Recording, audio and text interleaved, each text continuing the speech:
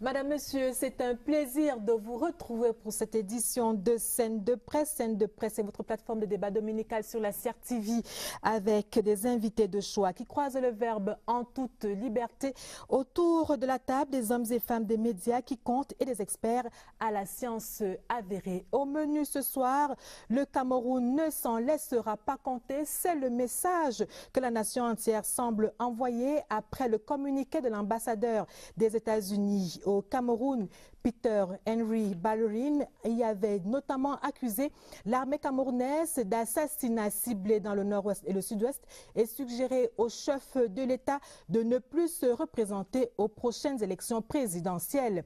En face, tollé général et convocation du diplomate américain par le ministre des Relations extérieures. Ce soir, Scène de Presse revient sur les usages diplomatiques en la matière et mesure la portée d'un communiqué qui finalement ne pourrait être que le point de vue d'un pays ami.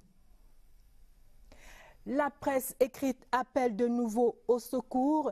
Affaiblie par les tirages faméliques, une distribution approximative et la publicité à tête chercheuse, la presse écrite agonise au Cameroun. La Fédération des éditeurs de presse a adressé un mémorandum au gouvernement cette semaine, mémorandum dans lequel elle donne quelques pistes susceptibles de sauver le secteur. La viabilité de la presse écrite meuble la deuxième partie du débat ce soir. Et puis pour en parler, nous avons autour de la table Aman Mana, qui est le directeur de publication du quotidien Le Jour et président de la Fédération des éditeurs de presse du Cameroun. Bonsoir Aman Mana. Bonsoir Lucas. Nous avons également autour de la table Nta Habitant, journaliste et chef de département de la presse écrite à l'Estique. Bonsoir. Bonsoir madame. Jean de Dieu Nsama, ministre plénipotentiaire. Bonsoir Excellence. Jean Dieudonné. Jean Dieudonné, pardon. Jean Dieudonné. Bonsoir. Bonsoir, madame. Félix Zogo, le professeur Félix Zogo est le secrétaire général par intérim du ministère de la Communication et il nous fait l'honneur de participer à cette émission ce soir. Bonsoir. Bonsoir Lucrèce. Alors, monsieur le ministre plénipotentiaire, à la lecture du communiqué du ministre de l'ambassadeur des États-Unis au Cameroun, quelle a été votre réaction? C'était le 18 mai dernier. Lorsque vous avez lu ce communiqué, après que l'ambassadeur a été reçu par le président de la République, qu'est-ce que vous vous êtes dit? En voilà un qui a fauté? C'était la surprise. Hein? Parce que c'est la première fois, à ma connaissance, que quelqu'un, pas seulement un ambassadeur, que quelqu'un, à l'issue d'une audience, fait un compte rendu d'audience publique. Parce que c'est bien ce qu'il a fait, un compte rendu d'audience. Mais en le faisant publier, puisque c'était un communiqué de presse donc destiné à la publication. Alors, on dit de son excellence Peter Henry Ballerin qu'il a violé les usages diplomatiques. Que prévoient ces usages? Les usages prévoient qu'il s'informe par tous les moyens licites dans le pays de résidence et qu'il rende compte à son gouvernement. Il s'informe pour le compte de son gouvernement. Il y a d'autres fonctions comme la représentation, comme la défense des intérêts de ses compatriotes, de ses nationaux. Mais en ce qui concerne la communication, il a le droit de s'informer par tous les moyens licites. Alors, il n'a pas le droit de publier, par contre, le contenu d'une audience avec un chef d'État? Il n'a pas le droit de publier le contenu d'une audience avec qui que ce soit. Il s'informe pour le compte de son gouvernement. Il fait une dépêche diplomatique pour rendre compte à son gouvernement. J'ai eu tel ou tel contact. J'ai été reçu par telle ou telle autorité, voilà ce qu'on s'est dit, voilà ce que telle autorité pense. Alors quand c'est la plus haute autorité de l'État, et en l'occurrence celle auprès de laquelle il est accrédité, il y a quand même, il faut faire preuve non seulement de tact, mais de pondération aussi et de réserve. À la fois dans les manières et dans les attitudes. Et puis, il faut faire preuve aussi de courtoisie. Vous ne pouvez pas être reçu par quelqu'un et puis vous allez mettre sur la place publique ce que vous vous êtes dit. Donc, ça va au-delà de la diplomatie. C'est tout simplement une question d'être gentleman. Vous pouvez pas. C'est tous les jours que les gens accordent des audiences. C'est tous les jours que les gens s'entretiennent. Mais on n'a pas ça sur la place publique avec des comptes rendus. Donc, même dans le secteur privé, il y a des audiences. D'autant que face à la presse ce jour-là, il a simplement dit qu'ils avaient passé en revue l'état des relations entre le Cameroun et les États-Unis, mais également il a magnifié l'excellence des relations de la coopération entre les États-Unis et le Cameroun en ce qui concerne la guerre contre Boko Haram dans l'extrême nord. D'autant plus que l'occasion de s'exprimer devant la presse lui a été donnée, comme elle est donnée à chaque invité du chef de l'État. Donc, il pouvait s'exprimer, mais je présume qu'il savait qu'il ne pouvait pas dire ce genre de choses. Donc, c'était un peu ce qu'on appelle en droit une manœuvre dolosive. Devant la presse, où il est invité à parler, il dit des choses dans les normes. Et puis, il va s'installer dans son coin et il commence à publier des choses qui ne se publient pas. Aman Man, alors la presse a abondamment commenté et ce communiqué du diplomate américain, c'était le 18 mai, et sa convocation par le ministre camerounais des Relations extérieures, le jeune Bella Bella, c'était le 22 mai, et puis son départ en congé, ce qui était prévu, il faut bien le préciser. C'est vrai que la presse est un peu emballée sur le sujet, ces congés-là étaient prévus depuis longtemps et le gouvernement camerounais a été informé de cela. Alors quelle est la posture du quotidien Le Jour par rapport à tous ces événements-là? La posture du quotidien du jour est celle-ci. Il s'agit d'une tempête dans un verre d'eau. Parce que ce que vous appelez le chorus, l'indignation des Camerounais, en réalité, c'est instrumental. Vous savez que à chaque fois que l'on évoque cette question-là, la question de la longévité du chef de l'État, il y a toujours un ensemble de choses qui se produisent. Et les gens se mettent en scène pour se montrer. C'est aussi de ça qu'il s'agit.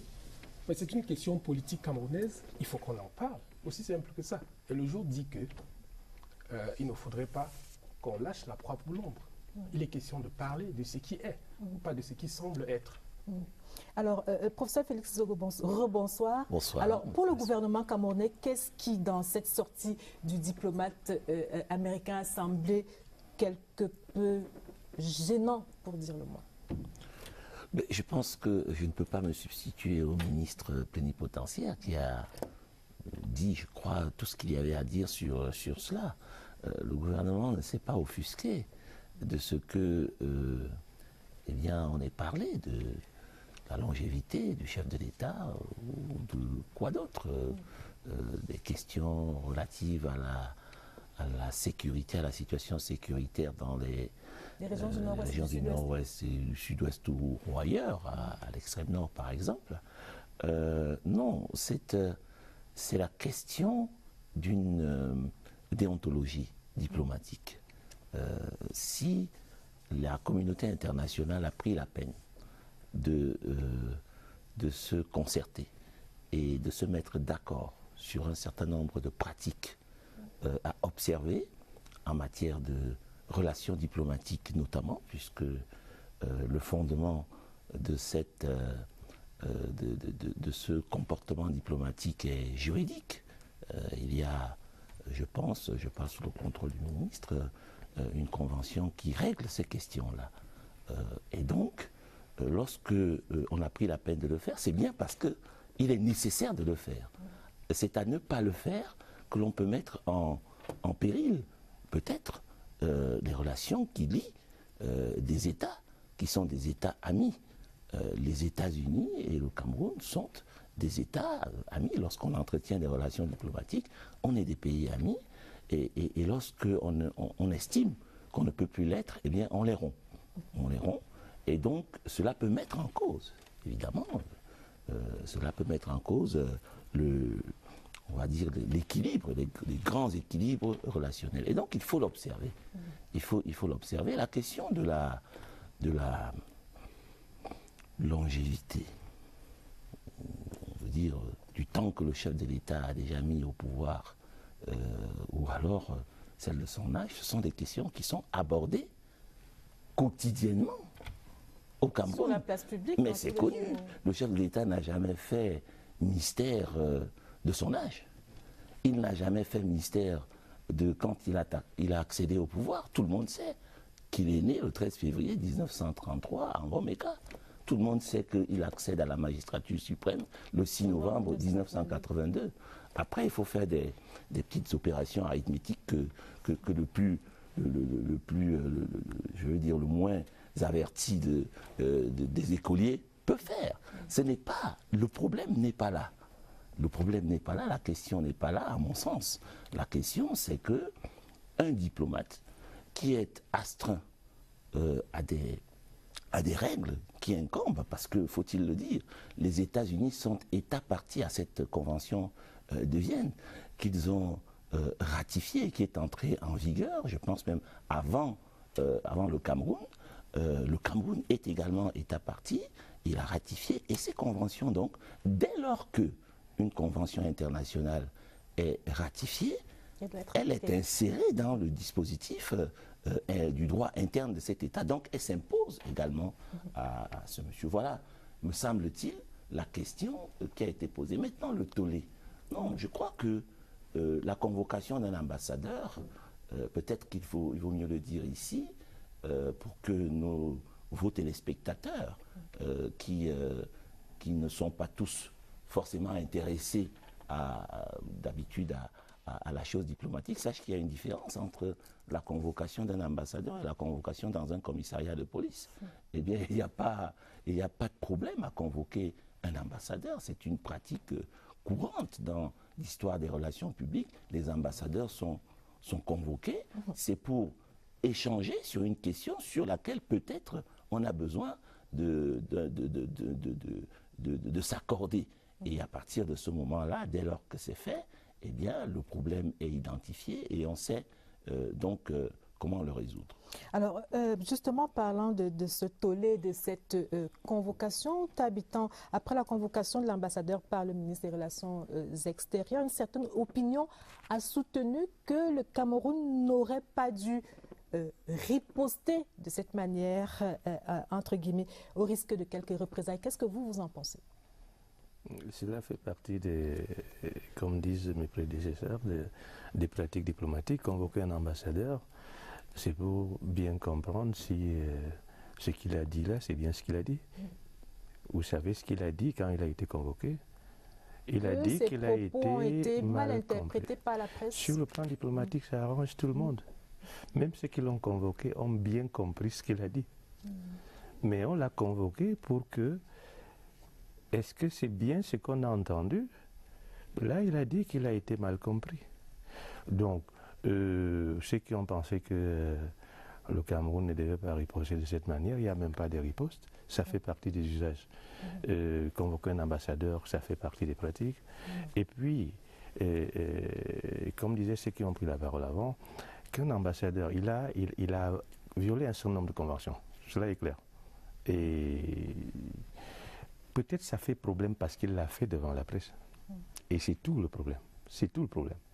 Mais si les gens lisaient ce que les diplomates accrédités au Cameroun écrivent chaque jour sur le Cameroun pour envoyer à leur chancellerie, mais les Camerounais s'arracheraient tous les cheveux de la tête. Mais comme ça reste entre l'ambassadeur... Je précise à l'endroit de nos téléspectateurs que vous avez longtemps travaillé au ministère des Relations extérieures, donc vous savez de quoi vous parlez. Sous la coordination des ministres plénipotentiaires. Alors, c'est pour dire tout simplement que si les Camerounais avaient idée de ce que les diplomates, moi je l'ai vu même en réunion, c'est-à-dire s'ils avaient idée de ce que ces gens-là écrivent sur le Cameroun chaque jour, il ne leur resterait pas un seul cheveu sur la tête. La seule chose qui fait problème, c'est qu'il l'a dit publiquement et devant la presse, qu'il a relayé. Mais sinon, parfois, le diplomate dit des choses, il les constate froidement et puis il dit à son gouvernement ce qu'il voit. Alors, monsieur le ministre plénipotentiaire, on l'a dit tantôt, la convocation d'un diplomate rentre dans les usages. Dans le cas camerounais, est-ce qu'on aurait pu ne pas le convoquer? Est-ce qu'on aurait pu laisser passer? On devait le convoquer. Bon, on ne convoque pas que les ambassadeurs. À titre personnel, quand j'étais en poste à Rome, le ministère italien des Affaires étrangères m'avait convoqué.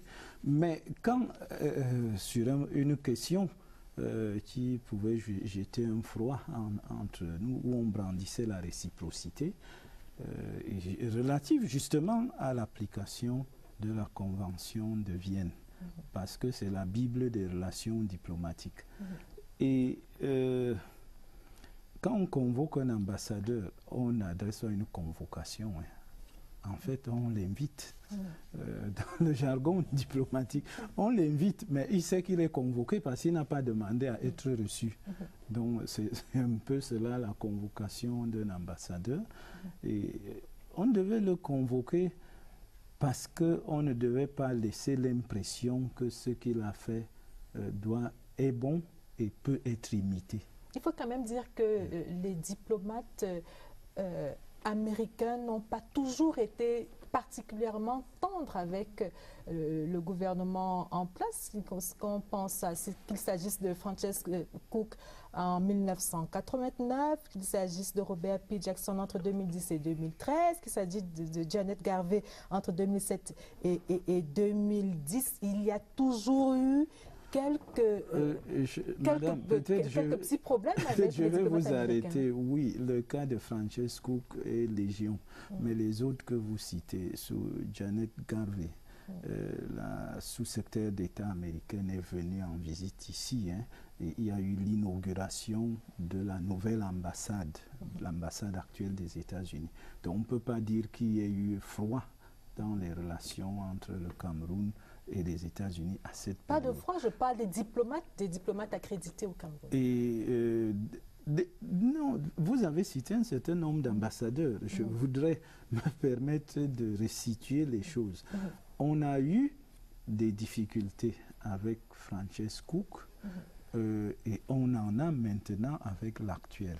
Et avec Frances Cook, je crois qu'elle a compris que le Cameroun, c'est le Cameroun. Elle avait vraiment une volonté de déstabilisation du Cameroun. C'était avéré, mais elle a compris. Vous savez, je vais peut-être vous faire sourire sur une anecdote concernant les officiels américains au Cameroun. C'est le seul pays où les gens refusent le dollar. Ils veulent le CFA. Voilà le contenu des dépêches que les Américains font. Et c'est la vérité, vous brandissez le dollar au Camerounais, et ça ne les intéresse pas, ils veulent le CFA. Donc le Cameroun, c'est le Cameroun. Si vous brandissez des dollars à d'autres, des nationaux d'autres pays, ils vont trouver que c'est une manne.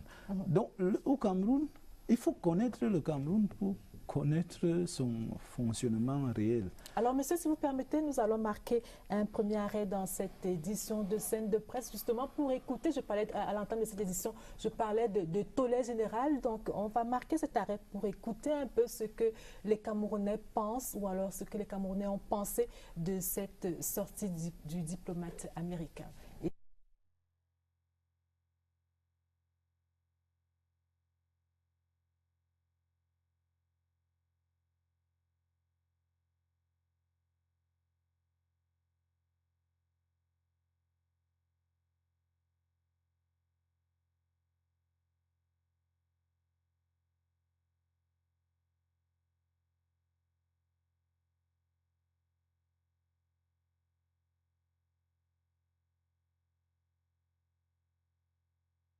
l'ANC condamne avec la dernière énergie les déclarations de l'ambassadeur des États-Unis d'Amérique. Le Cameroun a besoin d'unité en ce moment pour combattre. C'est une faute de diplomatie. J'ai été heurté par cette outrecuidance de l'ambassadeur américain. Le Cameroun n'est pas une sous-préfecture de l'Amérique. Quand on est face à un patriarche, on ne se met pas à faire des communiqués publics. Ce n'est pas à l'ambassadeur des États-Unis de décider du sort du Cameroun. mais le peuple. Cette sortie est incongrue. Nous ne voyons pas d'ambassadeur américain aller dire au président russe ou chinois de ne pas se représenter à une élection présidentielle et suivre l'exemple de Mandela ou de George Washington. Cela dit, les États-Unis restent un très grand pays dont nous apprécions le soutien multiforme. Il ne s'agit que d'une suggestion d'un ami qui ne saurait se substituer à l'autodétermination du président de la République. Un point de vue discutable est déjà discuté sur les plans de la forme et du fond.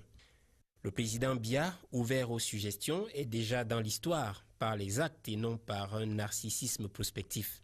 Il est à la quête de l'émergence dont il a déjà tracé les contours.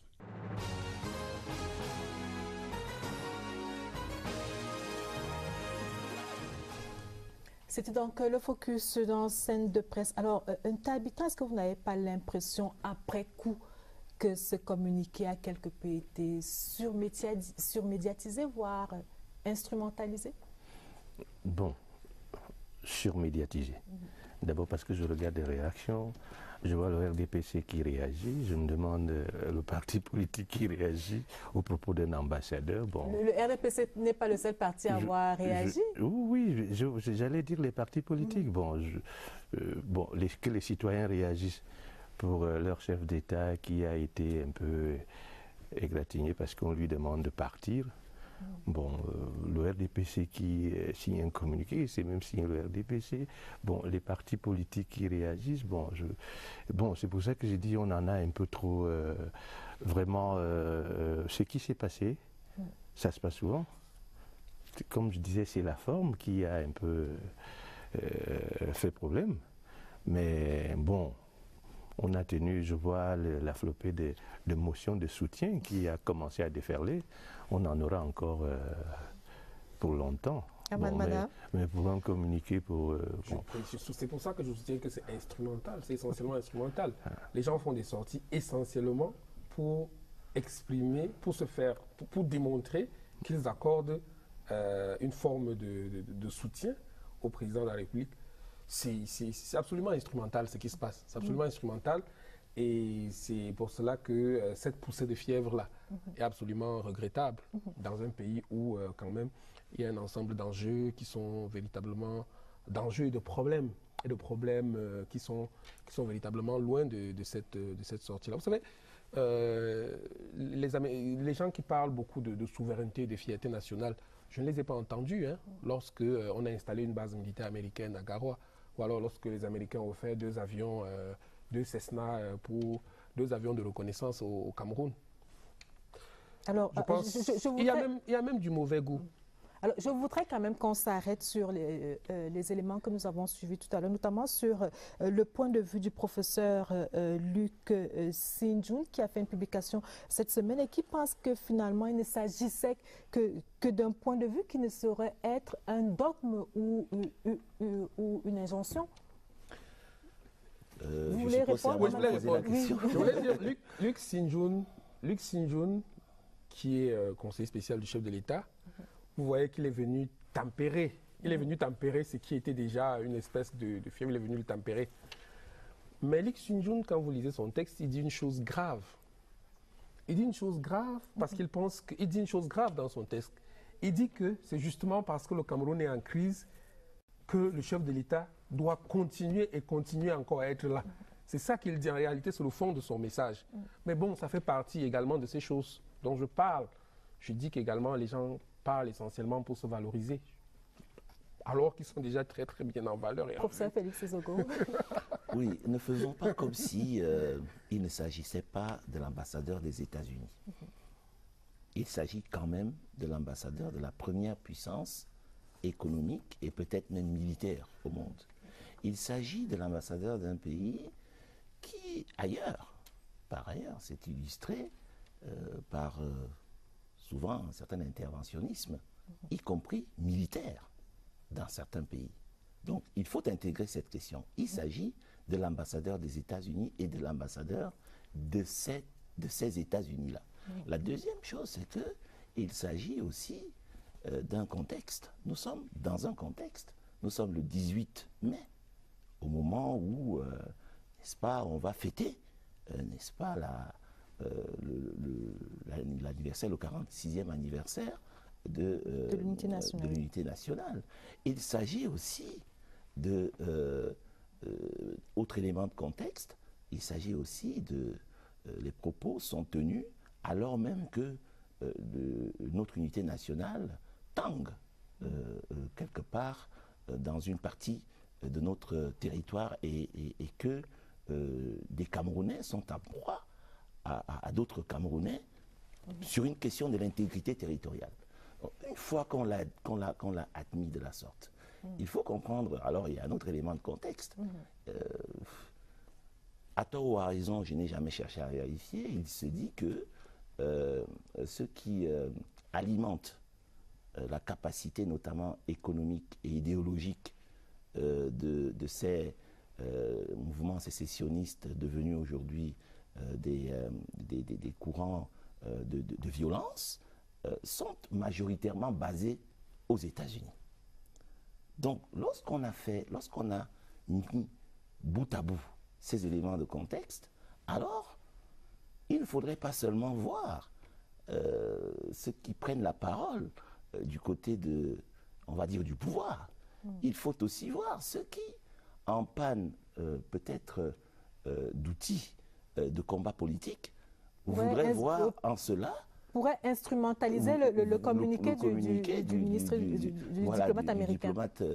Américain. Alors, et je pense comme une caution qui leur serait donnée. Absolument. Mais fort heureusement, dans le communiqué du ministre du 22 mai, du ministre des Relations extérieures, le diplomate américain précise bien que les États-Unis ne sauraient accorder une quelconque bénédiction aux sécessionnistes. Alors, parce que vous allez voir que certains leaders politiques, déjà d'ailleurs candidats à l'élection présidentielle, ont pris la parole de manière formelle et publique dessus pour dire que, ah oui, il y a quelque chose qui est en train de se préparer au niveau du Conseil de sécurité de l'ONU.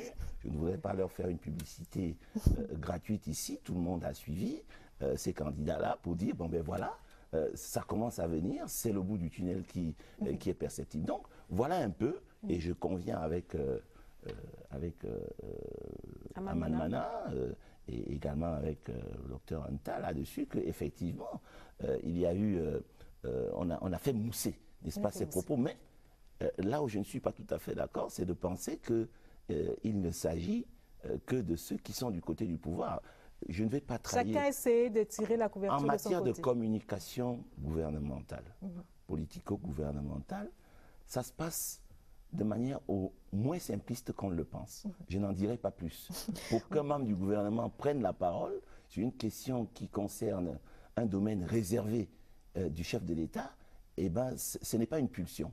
Voilà, je n'en dirai pas plus. Voilà, alors, Monsieur le ministre, je voudrais quand même, pour terminer sur ce sujet, que vous nous fassiez quelques clarifications. Il n'y a pas, après cette convocation du diplomate américain, il n'y a pas de brouille diplomatique entre le Cameroun et les États-Unis.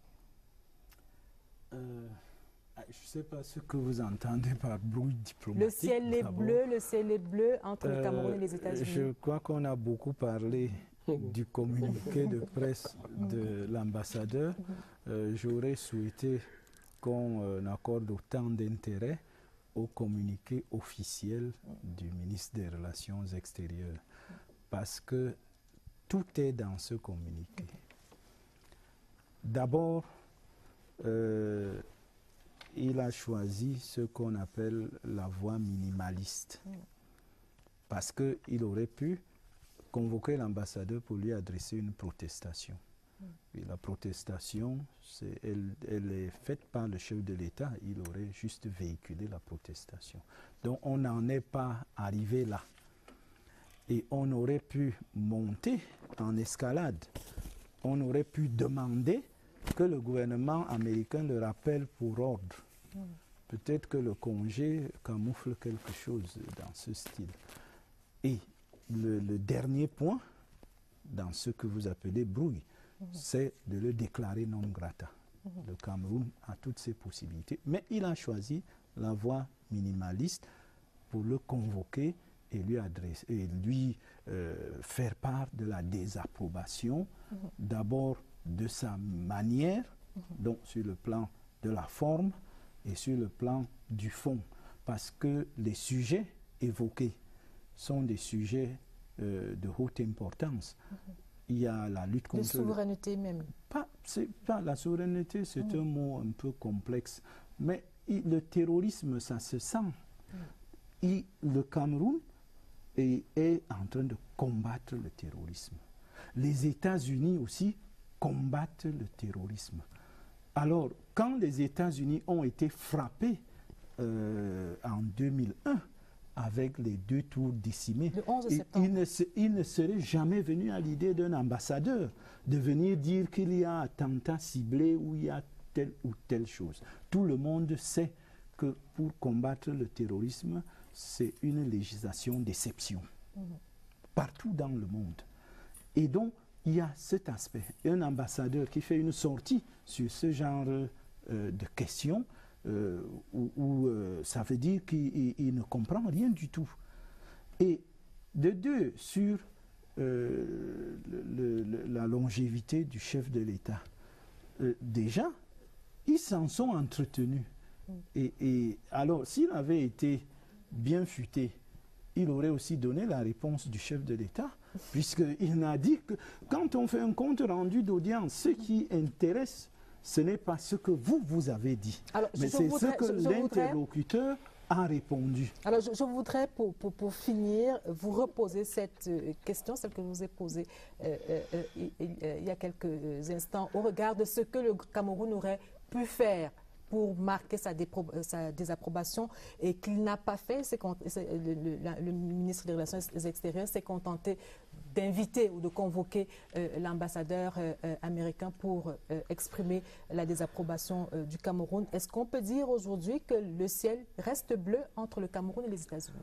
Parce que, justement, je vous ai dit que le communiqué a tout. Si je peux attirer votre attention sur la fin du communiqué. Le ministre a rappelé l'excellence des relations. Pour dire en clair à l'ambassadeur, ne venez pas gâter l'excellence des relations entre nos 2 pays. Voilà qui est bien noté. Je rappelle que l'intérim de l'ambassadeur des États-Unis au Cameroun est assuré par le chargé d'affaires Lee McMahony, qui cette semaine a bien précisé que l'ambassadeur Ballerine avait déjà un congé annuel prévu de longue date et que le gouvernement du Cameroun en avait été informé. Donc l'ambassadeur n'a donc pas été convoqué par le gouvernement américain, contrairement à ce qui avait rappelé autant pour moi. L'ambassadeur n'a pas été rappelé par le gouvernement américain, contrairement à ce qui a été dit dans certains journaux cette semaine. Mesdames, Messieurs, si vous le voulez bien, nous allons marquer un autre arrêt dans cette édition de Scène de Presse pour rendre hommage à un homme. Il s'agit du professeur Paul Célestin Ndembi-Yembe qui a formé des générations et des générations de journalistes au Cameroun et quelques-uns ont accepté de lui rendre hommage dans ce zooming que nous propose Laetitia Onana.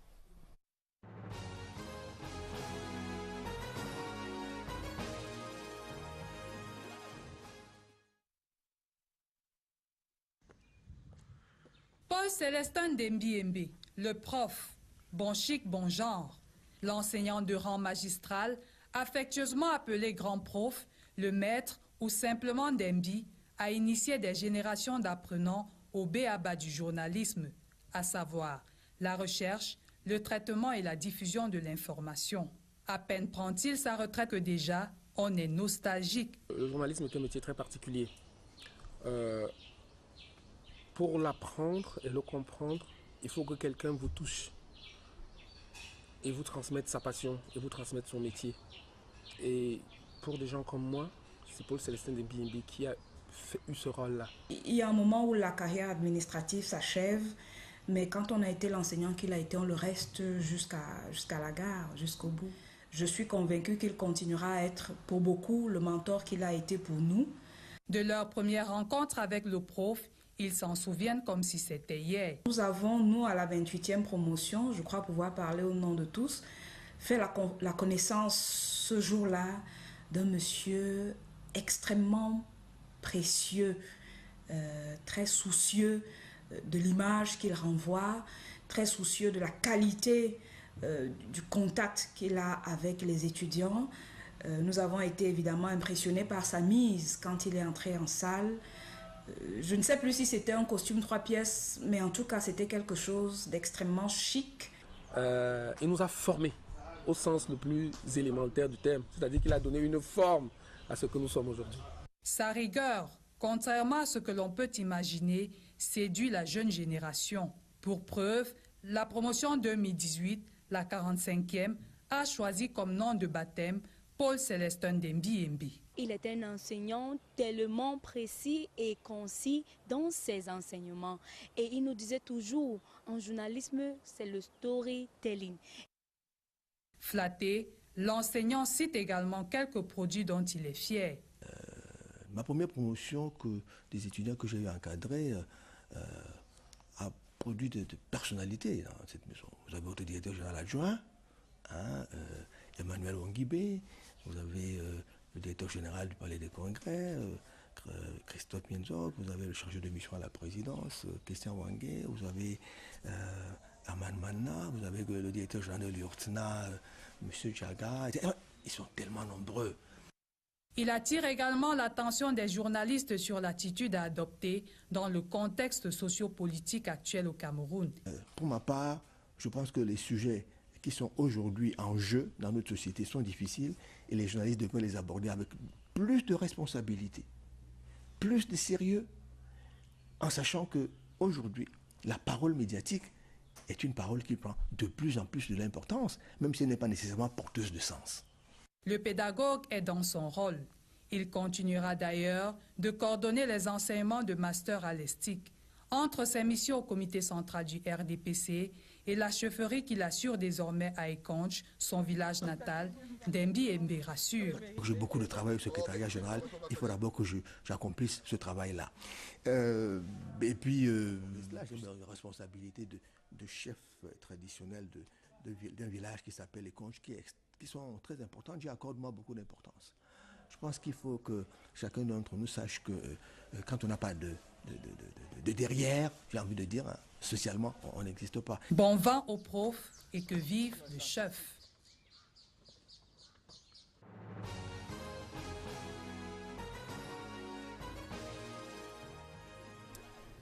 Merci Laetitia Onana. Aman Manna, vous avez revu là votre prof, ça vous a certainement rappelé quelques souvenirs? Ah oui, c'est quelqu'un. C'est quelqu'un. Qui vous a donné envie de faire ce métier? Ouais. Alors justement, nous allons parler de ce métier, le journalisme, dans la deuxième partie de cette émission, et principalement des problèmes de la presse écrite camerounaise. Alors, quels sont ces problèmes-là aujourd'hui? Ça devient... on en entend parler depuis 2 ans, tous les jours. Qu'est-ce qui se passe exactement? La presse écrite se meurt ou alors elle est morte ou elle agonise, comme je l'ai dit en début de cette émission? Que se passe-t-il? Vous insistez sur votre langage funéraire. Bien, je pense que avant de l'enterrer, et de passer à toutes les étapes, la levée de corps et le reste, je pense qu'elle est encore dans son lit de malade. Elle est encore dans son lit de malade et je pense que... De quoi vous plaignez-vous exactement? Que se passe-t-il? Non, écoutez, la dernière en date, c'est quand même cette cessation, cette mise en congé technique d'un excellent confrère, le quotidien de l'économie, qui a arrêté sa parution. Il a arrêté sa parution, non pas parce que son exploitation était déficitaire, non, mais tout simplement parce que ses factures n'étaient pas honorées. Nous sommes dans un business qui est particulier. Nous vendons tout à crédit et nous achetons tout cash, au comptant. Donc, il s'est trouvé qu'à un moment donné, l'asphyxie était claire. Quand tu ne peux pas payer ton imprimeur, tu ne peux pas payer tes salaires, tu arrêtes. C'est terminé. Je veux dire, c'est comme une voiture dans laquelle le carburant est fini. Et pourtant, sur le papier, vous avez les moyens pour... Ça, ce n'est que l'un des aspects de la question. L'autre aspect de la question, maintenant, il est structurel. Il y a à peu près 15 mois, la société qui s'occupait de la distribution de la presse, Messapresse, a décidé d'abord d'augmenter de manière unilatérale et de manière impossible à tenir à 40%, à 45% le pourcentage qu'on lui versait. Vous avez compris, c'était une manière assez élégante. C'était une manière élégante ou inélégante. De toutes les façons, quand vous êtes marié avec quelqu'un et quand vous lui dites « je ne veux plus que tu dormes dans ce lit, je ne veux plus que… » Vous comprenez que le mariage est terminé. Nous nous sommes retirés. Et on est reparti sur un réseau de distribution qui est absolument inexistant. Alors, ce n'est pas notre métier de faire de la distribution. Je parlais de la distribution. Maintenant, à côté de la distribution, il y a la publicité également. Oui, la publicité est une chose particulière et étonnante parce que la commande publique de la publicité, si elle est bien répartie et si elle est faite de façon objective, il y a la possibilité pour que survive, pas survive, mais pour que s'épanouisse une presse de qualité au Cameroun. Mais ce n'est toujours pas le cas. On va ouvrir maintenant le chapitre de ce qu'on appelle l'aide à la presse. Nous allons revenir sur l'aide dans quelques instants. Le temps pour moi d'accueillir sur ce plateau Linus Pascal Fouda, qui est le directeur des rédactions de l'hebdomadaire Signature. Alors, les contraintes que vient de décrire Aman Mana, les difficultés que vient de décrire Aman Mana sont les mêmes difficultés auxquelles face les quotidiens et les hebdomadaires. Quel est votre quotidien? Comment faites-vous pour produire un journal? Que faut-il produire? Avant d'arriver au quotidien, je voudrais dire bonsoir à tous vos téléspectateurs et dire que Signature est un journal des retraités, mais que j'étais là à l'heure. Peut-être vous ne l'avez pas dit au début, je suis là. Et c'est avec beaucoup d'émotion déjà. Oui, vous étiez là à l'heure, mais pour une fois, je suis. Oui, c'est ça. C'est la nuance que je voulais lever. J'ai suivi avec beaucoup d'émotion tout à l'heure. Pour une fois, mon maître, je deviens son aîné. Parce que M. Paul Célestin Dembiembe Bakoumé, qui va à la retraite aujourd'hui, c'est mon directeur de mémoire. La 3e promotion de l'ESSEC. Et il a toujours dit que le journaliste ne va pas à la retraite et je crois qu'il n'ira pas à la retraite. Je tenais à lui faire ce clin d'œil-là. Voilà. Donc, maintenant, les problèmes c'est les mêmes problèmes. Nous nous sommes essayés à un autre partie de la CRTV. On s'est dit, la plume ne se casse pas. Sauf quand la plume la voit, ça ne se casse pas. Mais c'est pas facile. C'est pas facile. Pour prendre le cas de Signature, malgré nos carnets d'adresses, c'est pas évident. Je crois que le président de la fédération qui est là. Quand vous dites c'est pas évident, que se passe-t-il concrètement? On a besoin de savoir ce qui se passe. Mais la presse vit comme le Cameroun vit. C'est-à-dire? Il faut être dans les réseaux. Dans les réseaux. Si vous n'êtes pas dans un réseau, nous particulièrement, la SOCP Camela, nous payons à chaque parution. Nous tirons à 2000 exemplaires. Chaque mardi, il faut sortir 517 000 francs. Les faits sont là. Et ce n'est pas évident. Nous essayons d'être crédibles, d'être professionnels, d'être rigoureux, mais ça ne suffit pas. Alors, professeur Félix Zogo, face à toutes ces difficultés dont on parle depuis quelque temps déjà, que dit la tutelle? Que prévoit la tutelle? Bon, déjà, ce qu'il y a lieu de savoir, c'est que ce moment, les éditeurs de presse s'adressent au gouvernement est naturellement bienvenu. Mais ce qu'il faut... Sera-t-il suivi des faits? Non, ce qu'il faudrait savoir aussi, c'est que ces problèmes sont connus. Les problèmes que vit la presse camerounaise, la presse écrite notamment au Cameroun, sont des problèmes connus. Ils sont connus et ils sont adressés. Il faut donc qu'ils soient pris en charge. Vous savez très bien que, d'ailleurs, le président de la Fédération des éditeurs l'a dit, Mana, tantôt, il a esquissé les pistes. Alors, avant d'en arriver aux pistes, Aman Mana a voulu commencer à parler de ça il y a quelques instants. Parlons de cette aide à la presse qui fait, j'ai envie de dire, qui fait couler beaucoup d'encre et de salive. À tort. Et cette aide que beaucoup de quotidiens ne demandent plus. Voilà, c'est pour cela que je disais à tort. Pourquoi? Parce qu'en réalité, la presse camerounaise peut vivre par elle-même. S'il y a une subvention, une aide qui arrive, eh ben elle est bienvenue et le Cameroun n'innoverait pas en la matière. Donc, nous n'allons pas jeter le bébé avec l'eau du bain. Mais nous disons, la presse peut vivre. Qu'est-ce qui empêche le gouvernement de créer un modèle de subvention à la presse qui arrange tout le monde? Donc, vous parlez de la subvention. Moi, je vous parle d'une entreprise qui peut vivre. Il a parlé tout à l'heure, d'abord, de la commande publique. Voilà, de la commande publique en matière de publicité. Vous savez, beaucoup d'argent va à l'étranger pour alimenter, n'est-ce pas, des journaux ou des organes de presse. Non, c'est connu, donc on peut en parler. Dans des grands quotidiens ou alors des grands magazines, news magazines. Mais la vérité, c'est que lorsqu'il faut parler du Cameroun, c'est d'abord la presse nationale qui parle du Cameroun. Donc il y a là des choses simples qui peuvent on pourrait vous permettre... accuser de panflatisme? Non, ce n'est pas... Non, mais pas du tout. Je pensais que vous seriez surpris que je prenne ainsi... que je m'exprime ainsi sur les antennes de la CRTV, alors que je suis l'un des plus proches collaborateurs du membre du gouvernement en charge de cette question. Mais non, on ne peut pas faire de la langue de bois. Le ministre de la Communication lui-même ne la fait pas sur cette question. Donc, moi, je serais très mal placé de venir la faire ici. Donc, nous disons... Il y a des possibilités.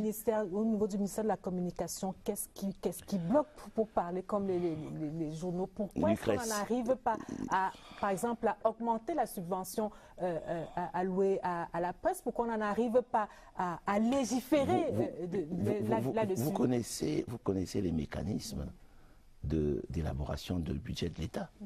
La responsabilité n'incombe pas au ministère de la Communication. Pour légiférer, je vous dirais, si vous posez la question pareil, de cette manière, on vous répondra pour se débarrasser de vous en vous disant, on a déjà légiféré, puisqu'il y a une loi des finances qui fixe le montant de l'aide. Alors, il ne faut pas poser le problème de manière à faciliter la réponse à ceux qui, peut-être quelque part, voudraient tenir la presse en situation de précarité, peut-être. Mais vous savez, ça peut être plus compliqué que ça. Ça peut être une question qui concerne un homme. Ça peut être une question qui concerne un homme. Donc, je vous dis, c'est un peu plus complexe que cela. En 2012, je vais vous dire pourquoi. En 2012, il y a des États généraux... Est-ce qu'il faut plus de volonté politique? Non, moi je ne suis pas un politique, je parle ici en tant qu'observateur. Je dis en 2012, il y a des États généraux de la communication qui ont adressé toutes ces questions. Toutes ces questions sont connues. Ces États généraux étaient placés sous le patronage de la plus haute autorité de l'État. Il s'agit maintenant de les mettre en œuvre. Tout récemment encore, enfin il y a encore 2 ou 3 ans, vous savez que le ministre de la Communication a même annoncé, vous parliez de subvention tout à l'heure, a même annoncé la mise en place d'un compte d'affectation spéciale alimenté par des ressources qui ne sont pas des ressources budgétaires. C'est-à-dire qu'on ne demandait pas d'aller prendre de l'argent quelque part dans le budget de l'État pour financer cela. Vous savez que jusqu'à l'instant où nous parlons, eh bien, c'est cette question. Vous savez aussi qu'avec ce ministre-là, non, laissez-moi juste un instant, parce que vous avez l'habitude de dire que nous... Que cette aide-là, même, vous parlez d'augmentation, elle est même en train de diminuer. Elle est même en train de diminuer. Cette puissance, je rappelle qu'elle se situe autour de 200 millions. Alors qu'il y a quelques années, elle était encore environ à 300. Donc, ces questions sont connues du ministère sectoriel. Et elles doivent être adressées par qui? Elles le sont. Elles doivent être adressées par qui? Je vous dis qu'elles le sont. Lorsqu'un ministre observe une situation, vous connaissez la hiérarchie gouvernementale.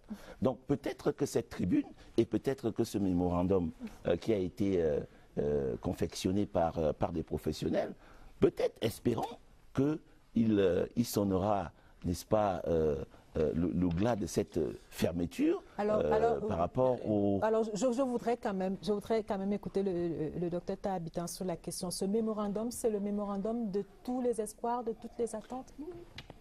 Non? Bon, c'est d'ailleurs pas le premier mémorandum. Mais c'est le deuxième? Pas de la fédération. Les mémorandats, le gouvernement en a souvent reçu en ce qui concerne la profession. Je peux vous rassurer, le gouvernement n'a jamais répondu à quelque mémorandum que ce soit sur ce plan-là. Parce que je sais de quoi je parle, j'ai porté des mémorandats à la primature, avec des charges. Donc, le gouvernement n'a pas répondu à cela. Les problèmes de la presse, moi je suis heureux, même quand le secrétaire général par intérim du MINCOM dit qu'il intervient à titre d'observateur. C'est un observateur quand même averti. C'est-à-dire... Il faut quand même remarquer, M. Tahabitan, que ce n'est pas une particularité camerounaise, les problèmes que vive la presse. Non, sur ce plan-là, parce que j'ai entendu dire même au début de l'émission... C'est un contexte international. Je vous ai entendu parler de la presse qui agonise. Mon point de vue est clair. La presse écrite survivra. Elle sera là. Chaque année, depuis des siècles, on annonce sa disparition, mais elle n'a jamais disparu. Mais c'est qu'elle a des problèmes dans tout le monde entier, et les problèmes sont un peu spécifiques quand on passe d'un pays à l'autre. Mais vous savez qu'à l'heure où je parle, il y a un quotidien japonais qui paraît chaque jour avec 14 millions d'exemplaires. Alors, donc, quand au vu de ça, on ne va pas dire que la presse écrite va disparaître. Mais elle a des problèmes au Cameroun. Et l'une des raisons... parce qu'Aman l'a évoqué un peu, il y a la qualité de l'information. Ça, moi je suis mieux placé pour en parler. La qualité de l'information, il pose des problèmes de gestion d'entreprise. Et évidemment, il en existe. On a demandé qu'on revise la loi de 90 pour mettre en place l'entreprise de presse, donc viable. Vous créez une entreprise de presse, c'est elle qui crée le journal. Donc on ne crée pas le journal et puis on vient accompagner avec une entreprise de presse. Ça veut dire que vous pensez d'abord votre entreprise de presse. La loi de 90 dit et continue de dire depuis 20 ans et plus qu'on se retrouve là, M. Fouda, M. Ahmad, bon, on est trois, on fait le journal. Alors avec ça, on peut aller où? Quand vous évoquez les problèmes d'aide, mais en réalité, le secrétaire général a évoqué, quand on regarde l'argent qu'on investit pour la communication et qu'on donne aux journaux à l'étranger, mais on réinvestissait ça ici. Mais si on veut une presse de qualité, on met les moyens pour avoir une presse de qualité. Et ça, le Cameroun a les moyens d'avoir une presse de qualité. Parce que d'abord, en 70, ce pays a pensé abriter la toute première école de journalisme, l'une des premières écoles de journalisme de l'Afrique. Donc, combien d'années après, plus de 40 ans après, il y a vraiment de la matière, des gens ont été formés. Donc la presse écrite ne demande qu'à améliorer ses contenus. Mais comme Aman le dit, et comme le secrétaire général le dit, mais il faut un environnement. Cet environnement-là n'est pas mis en place. Parce que la loi de 90, bon, je regarde les états généraux depuis 2012, on attend les actes, on n'en a pas vu. Donc, on s'est réunis au palais de congrès, j'y étais, tout le monde l'a été là, bon, on a ronronné, et puis on est passé à autre chose. Parce que c'est comme ça, quand le problème se pose avec acuité, on réunit les gens, on bavarde un peu, et puis bon, on passe à autre chose. Alors, ministre Pascal Fouda, je voudrais quand même qu'au sortir de cette émission, qu'on sache clairement... Je ne suis même pas encore entré. Qu'on sache clairement, c'est pour ça que je vous donne la parole, qu'on sache clairement ce que les entreprises de presse attendent aujourd'hui et du gouvernement et du secteur privé dans l'accompagnement de la presse. Les entreprises de presse n'attendent rien du gouvernement et des privés. Les entreprises de presse font leur boulot. Malheureusement, il manque la volonté politique parce que c'est ça le fond du problème. Quand on regarde comment ça se passe ailleurs, quand vous avez, je ne veux choquer personne, un médium d'État qui a toutes les annonces légales et tout. On parle par exemple d'un ministère qui a près de 500 millions de francs CFA par an pour la publicité, chaque ministère, mais qui ne verse pratiquement rien dans la ministère, presse écrite. Il y a dans chaque ministère, dans le budget de chaque ministère, il y a la rubrique communication. Bon, qu'est-ce qu'on fait?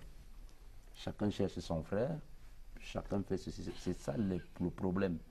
Alors, qu'est-ce qu'il faut faire à ce niveau-là? Est-ce qu'il faut établir un certain nombre de règles pour redistribuer cette manne? Qu'est-ce qu'il faut faire clairement pour que chaque organe de presse puisse savoir de quoi fonctionner? Regardez un peu les journaux qui fonctionnent dehors. Je n'en veux à personne. C'est pas toujours... vous voyez, un journal de la première à la dernière page. C'est le même faciès d'un homme lugubre, mais il y a toutes les publicités. Donc, il faut d'abord redéfinir la profession, parce que c'est ça le problème. Qui est journaliste au Cameroun? Qu'est-ce qu'on dit? Un journaliste, toute personne qui retire l'essentiel de ses revenus de la profession de journaliste. Vous avez pris la peine d'aller à l'Est, de sortir, de faire des stages et tout, mais regardez, quand vous arrivez quelque part là, on ne vous bon, certes, on vous voit parce que vous êtes à la CRTV, mais regardez un peu. Donc, il faut la volonté politique. Il faut que le politique remette à la presse, aux médias. Je voudrais qu'il termine sa phrase. Vous voulez terminer votre phrase? Dans son statut. Okay. Non, il y a un exemple très clair qui a été fait dans ce pays par le ministère de la Justice et l'actuel garde des Sceaux concernant les annonces légales dont on passait le temps à se plaindre qu'elles sont données uniquement, exclusivement à Cameroun Tribune. Le ministère de la Justice, avec le ministère de la Communication, ils ont établi une liste de journaux qui sont, naturellement par rapport à leur régularité, leur capacité, de journaux qui ont la capacité pour pouvoir recevoir les annonces légales des avocats, des notaires. Ça a été rendu public. Il y a l'information est passée dans ces métiers-là. Et désormais, les annonces légales sont dans toute la presse, comment je l'ai dit, dans toute la presse viable. Et c'est quelque chose de... C'est une mesure qu'il faut... Oui, le ministère de la Justice l'a fait, c'est clair, c'est dans les textes, c'est clair. Elle devrait faire tâche d'huile, cette mesure. D'autres ministères qui font... On parle de la commande publique. La commande publique... Et ça crédibilise ces journaux. Voilà, la commande publique même doit si on ne paye pas après, voilà. C'est ça Donc tout cela pour vous dire que c'est faisable, hein, c'est déjà fait.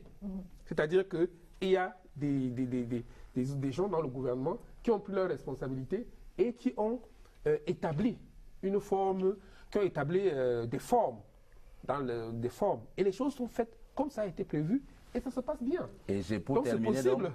C'est possible. Il faut libéraliser. Il faut ouvrir. Voilà, tout le monde faut ouvrir, c'est tout. Madame, Monsieur, nous allons marquer notre arrêt dans cette édition de Scène de Presse et nous allons retrouver Agnès Solange Abessolo pour les unes du lundi. Bonsoir Agnès Solange. Bonsoir Lucrèce, Madame, Monsieur, je vous retrouve avec d'égal plaisir ce soir. Alors la presse écrite de ce lundi met à la une les bons points et les bénéfices de l'utilisation de la monnaie électronique. Et selon Ecomatin, le Cameroun a généré 3 412 milliards sur un total de 4 700 milliards dans la zone CEMAC. En ce qui concerne la monnaie électronique, donc un tableau récapitulatif des pays de la sous-région qui est dressé à la une de votre journal Le Cameroun, qui tire donc profit, une analyse appuyée par le financier d'Afrique qui titre monnaie électronique, 4 700 milliards de francs CFA de transactions en zone CEMAC en 2017. Le Cameroun en tête devant le Gabon, le Congo, le Tchad et et la République centrafricaine. Des bons points aussi à tirer de la célébration du 20 mai 2018. À en croire nos confrères, la 46e édition de la fête de l'unité encore dans l'actualité avec Région Commune. La nouvelle édition titre L'État unitaire décentralisé, célébré. Un numéro qui consacre tout un dossier sur la décentralisation au Cameroun avec des statistiques à la clé. Les chantiers du nouveau ministère de la décentralisation y sont également présentés. Mise en lumière également un vaste réseau de terroristes neutralisés à Santa. C'est la une du journal Le Soir qui poursuit que l'acte de bravoure mené avec entrain par les forces de défense et de sécurité les 24 et 25 mai dernier dans la localité de Piyin a permis la libération de 17 otages alors que Mutation parle d'images insoutenables en précisant que des versions s'affrontent sur les circonstances de ces événements survenus à Menkapiyin, près de Santa, dans le nord-ouest. Voilà, Lucrèce pour les unes de ce 29 mai 2018. Je vous donne rendez-vous en kiosque. Bonsoir. Bonsoir Agnès Solange et merci pour les unes du lundi. Madame, Monsieur, c'est la fin de cette édition de Scène de Presse. Merci aux équipes techniques et rédactionnelles. Merci, messieurs, d'être venus, d'avoir pris votre temps pour venir partager ce petit moment avec nous. Merci d'être donc des nôtres, à vous, chers téléspectateurs. Je vais vous arrêter. Oui, le cas de Frances Cook est légion, mais les autres que vous citez, sous Janet Garvey, la sous-secrétaire d'État américaine est venue en visite ici. Et il y a eu l'inauguration de la nouvelle ambassade, l'ambassade actuelle des États-Unis. Donc on ne peut pas dire qu'il y ait eu froid dans les relations entre le Cameroun et les États-Unis à cette période. Pas de froid, je parle des diplomates accrédités au Cameroun. Et non, vous avez cité un certain nombre d'ambassadeurs. Je voudrais me permettre de resituer les choses. On a eu des difficultés avec Frances Cook et on en a maintenant avec l'actuel. Et avec Frances Cook, je crois qu'elle a compris que le Cameroun, c'est le Cameroun. Elle avait vraiment une volonté de déstabilisation du Cameroun. C'était avéré, mais elle a compris. Vous savez, je vais peut-être vous faire sourire sur une anecdote concernant les officiels américains au Cameroun. C'est le seul pays où les gens refusent le dollar. Ils veulent le CFA. Voilà le contenu des dépêches que les Américains font. Et c'est la vérité, vous brandissez le dollar au Camerounais, et ça ne les intéresse pas, ils veulent le CFA. Donc le Cameroun, c'est le Cameroun. Si vous brandissez les dollars à d'autres, des nationaux, d'autres pays, ils vont trouver que c'est une manne. Donc au Cameroun, il faut connaître le Cameroun pour connaître son fonctionnement réel. Alors, monsieur, si vous permettez, nous allons marquer un premier arrêt dans cette édition de Scène de Presse, justement pour écouter, je parlais à l'entame de cette édition, je parlais de tollé général, donc on va marquer cet arrêt pour écouter un peu ce que les Camerounais pensent, ou alors ce que les Camerounais ont pensé de cette sortie du diplomate américain.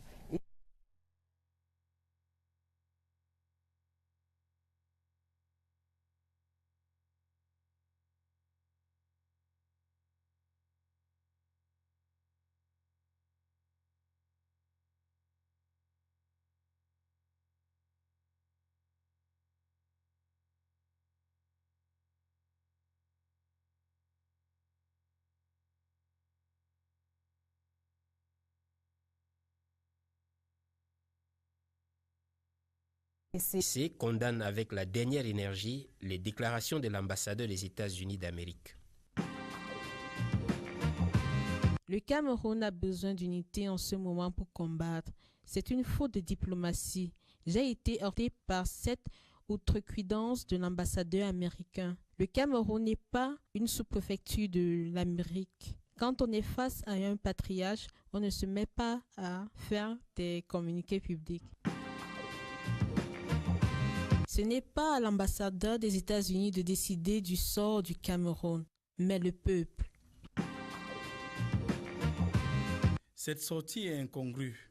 Nous ne voyons pas d'ambassadeur américain aller dire au président russe ou chinois de ne pas se représenter à une élection présidentielle et suivre l'exemple de Mandela ou de George Washington. Cela dit, les États-Unis restent un très grand pays dont nous apprécions le soutien multiforme. Il ne s'agit que d'une suggestion d'un ami qui ne saurait se substituer à l'autodétermination du président de la République. Un point de vue discutable est déjà discuté sur les plans de la forme et du fond. Le président Biya, ouvert aux suggestions, est déjà dans l'histoire par les actes et non par un narcissisme prospectif. Il est à la quête de l'émergence dont il a déjà tracé les contours.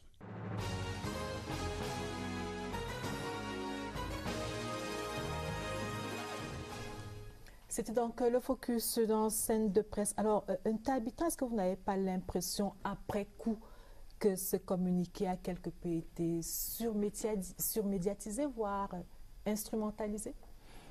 Bon, surmédiatisé. D'abord parce que je regarde les réactions, je vois le RDPC qui réagit, je me demande le parti politique qui réagit au propos d'un ambassadeur. Bon. Le RDPC n'est pas le seul parti à avoir réagi? Oui, j'allais dire les partis politiques. Bon, que les citoyens réagissent pour leur chef d'État qui a été un peu égratigné parce qu'on lui demande de partir. Bon, le RDPC qui signe un communiqué, c'est même signé le RDPC. Bon, les partis politiques qui réagissent, bon, c'est pour ça que j'ai dit on en a un peu trop. Vraiment, ce qui s'est passé, ça se passe souvent.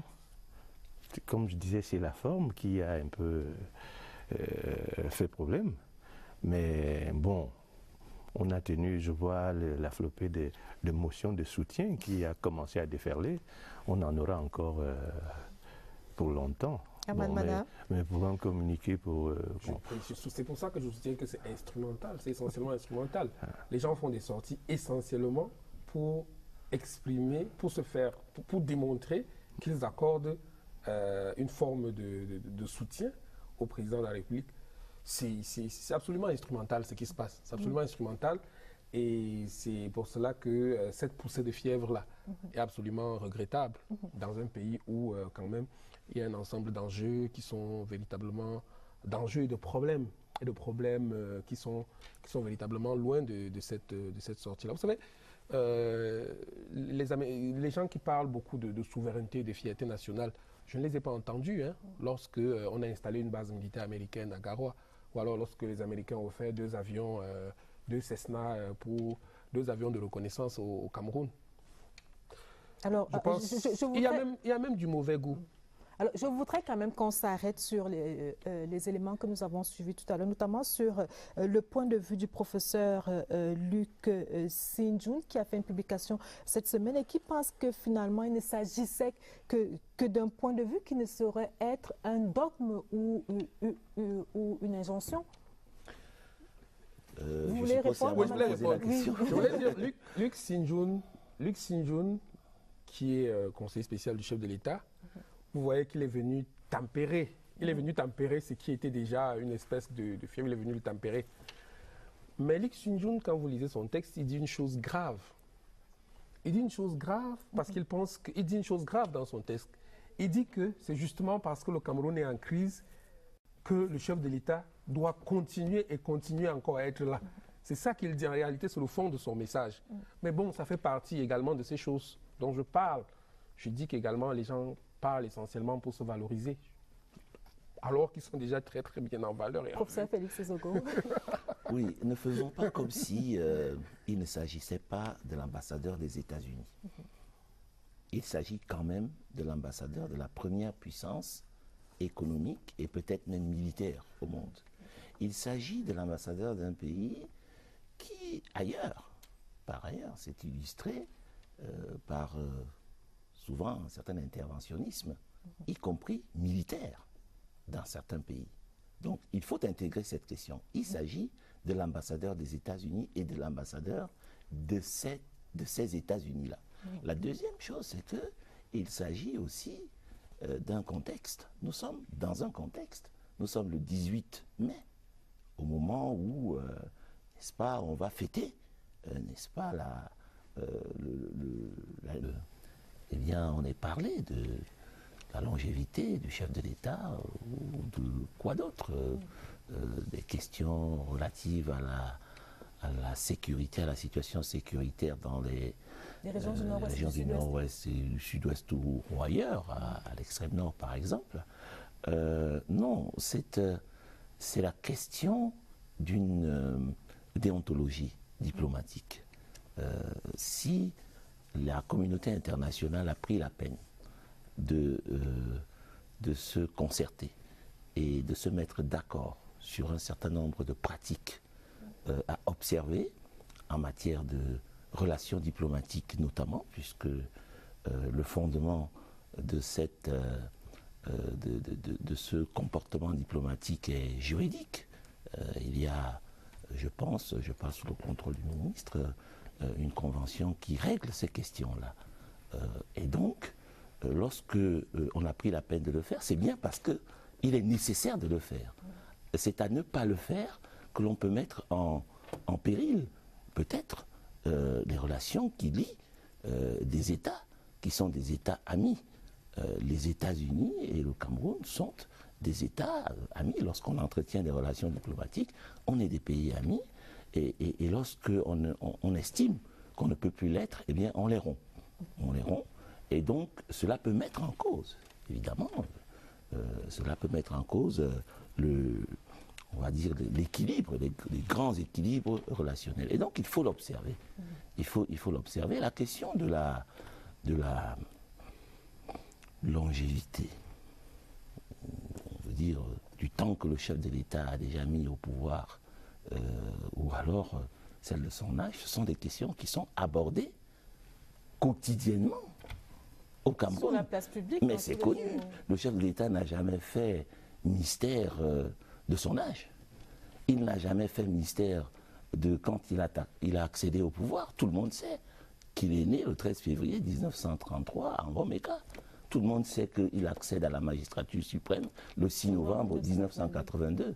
Après, il faut faire des petites opérations arithmétiques que je veux dire, le moins averti des écoliers peut faire. Le problème n'est pas là.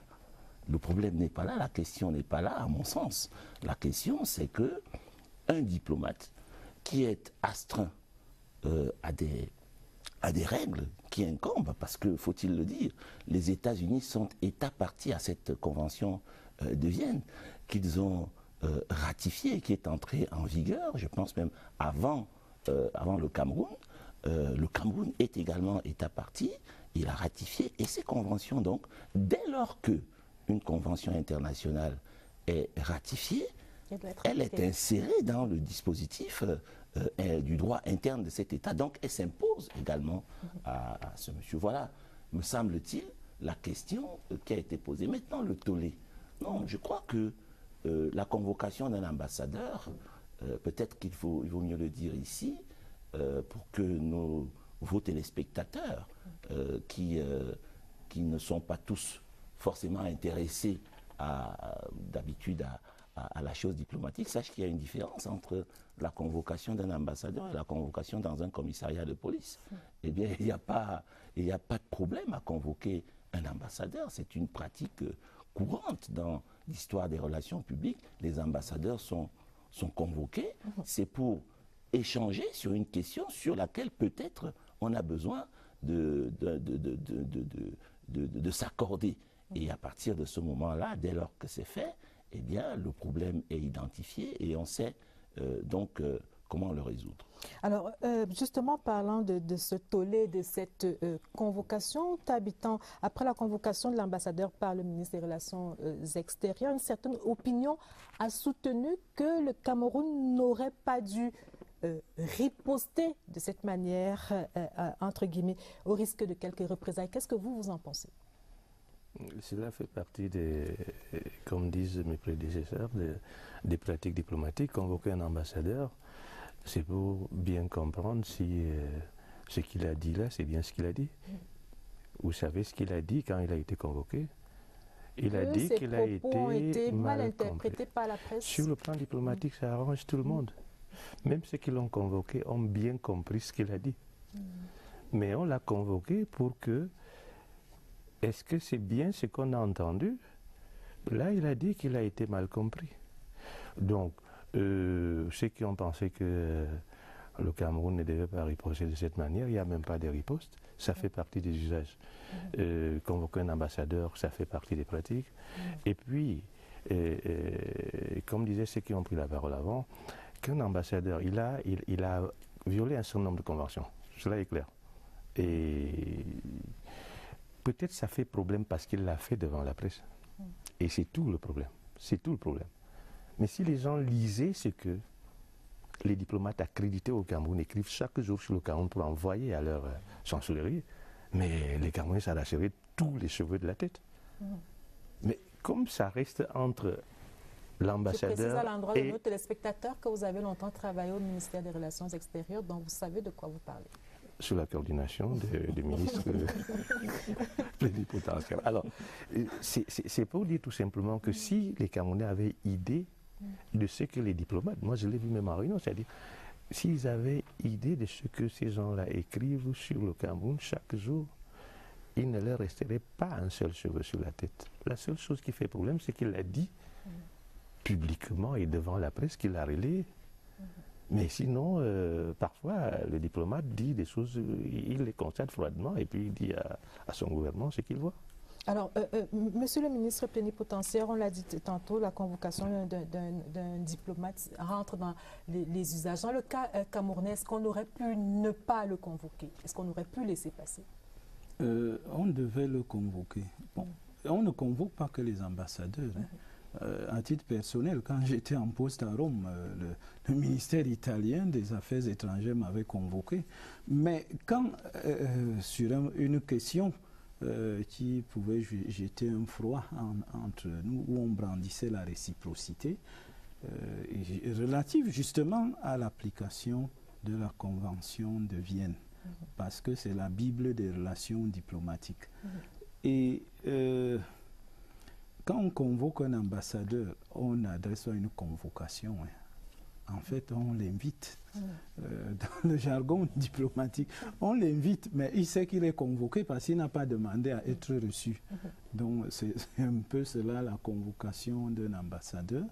Et on devait le convoquer parce qu'on ne devait pas laisser l'impression que ce qu'il a fait est bon et peut être imité. Il faut quand même dire que les diplomates américains n'ont pas toujours été particulièrement tendres avec le gouvernement en place. Qu'on pense qu'il s'agisse de Frances Cook en 1989, qu'il s'agisse de Robert P. Jackson entre 2010 et 2013, qu'il s'agisse de Janet Garvey entre 2007 et 2010, il y a toujours eu quelques petits problèmes avec...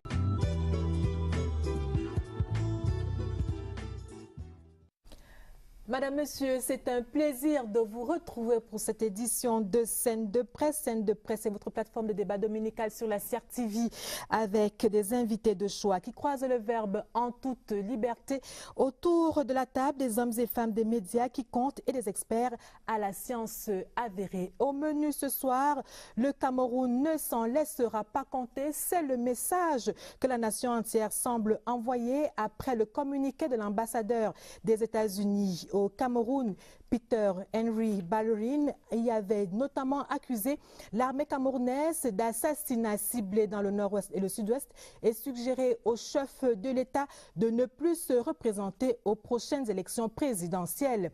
En face, tollé général et convocation du diplomate américain par le ministre des Relations extérieures. Ce soir, Scène de Presse revient sur les usages diplomatiques en la matière et mesure la portée d'un communiqué qui finalement ne pourrait être que le point de vue d'un pays ami.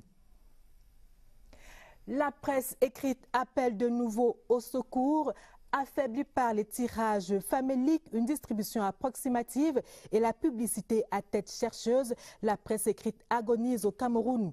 La Fédération des éditeurs de presse a adressé un mémorandum au gouvernement cette semaine. Mémorandum dans lequel elle donne quelques pistes susceptibles de sauver le secteur. La viabilité de la presse écrite meuble la deuxième partie du débat ce soir.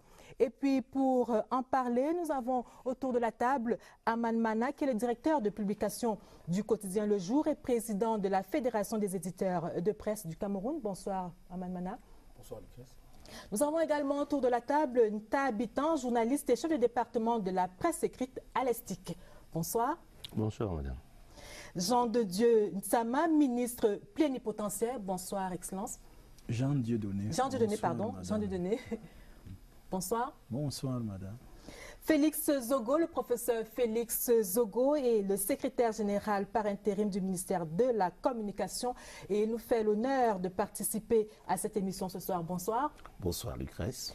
Alors, monsieur le ministre plénipotentiaire, à la lecture du communiqué du ministre de l'ambassadeur des États-Unis au Cameroun, quelle a été votre réaction? C'était le 18 mai dernier. Lorsque vous avez lu ce communiqué, après que l'ambassadeur a été reçu par le président de la République, qu'est-ce que vous vous êtes dit? En voilà un qui a fauté? C'était la surprise. Hein. Parce que c'est la première fois, à ma connaissance, que quelqu'un, pas seulement un ambassadeur, que quelqu'un, à l'issue d'une audience, fait un compte rendu d'audience publique. Parce que c'est bien ce qu'il a fait, un compte rendu d'audience.